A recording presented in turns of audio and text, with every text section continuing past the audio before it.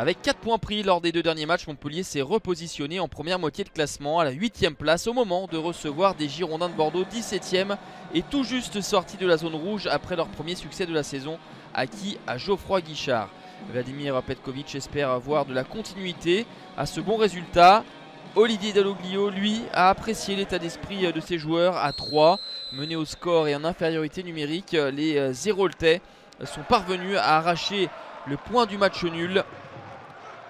Bordeaux met beaucoup d'enthousiasme en ce début de rencontre avec un très bel enchaînement et une frappe d'Adli.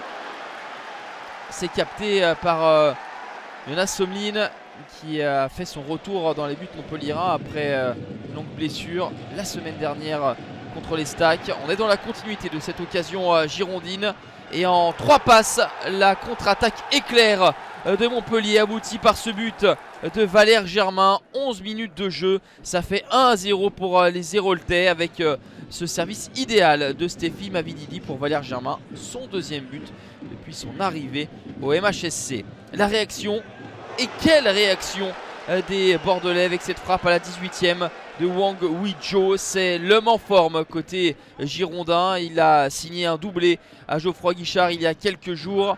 Il récidive par cette frappe canon hors de portée de Jonas Somlin.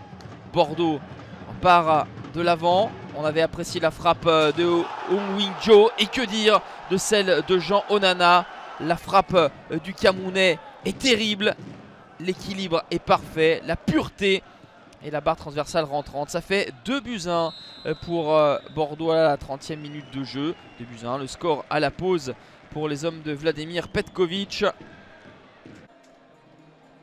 À la pause, l'entrée de Samuel Kalou, le Nigérian. Olivier Dalloglio a certes perdu la board et de l'or au cours de cette saison, mais a récupéré Valère Germain qui s'est parfaitement acclimaté à sa nouvelle équipe. Le doublé pour Valère Germain qui égalise à la 51e minute et son 3e but au total. À la baguette encore TJ Savanier. On le retrouve, TJ Savanier, pour écarter le jeu avec Junior Sambia qui va centrer. Le ballon qui est mal dégagé par la défense bordelaise et la frappe de Florent Mollet qui ne laisse aucune chance à Benoît Costil. 3-2 pour les joueurs d'Olivier Dalloglio. Montpellier marque ici son 15e but depuis le début de la saison. C'est la 2e attaque du championnat. Mais ce match est complètement fou avec les Bordelais qui vont égaliser à la 85e. Petit numéro de funambule de Samuel Kalou.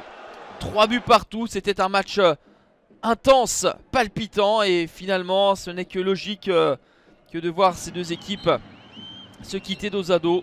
3 partout donc, match haletant avec un chassé-croisé permanent, et au final c'est un nul qui semble logique. Montpellier est 10e, Bordeaux a pris 4 points en 2 matchs et respire un peu mieux.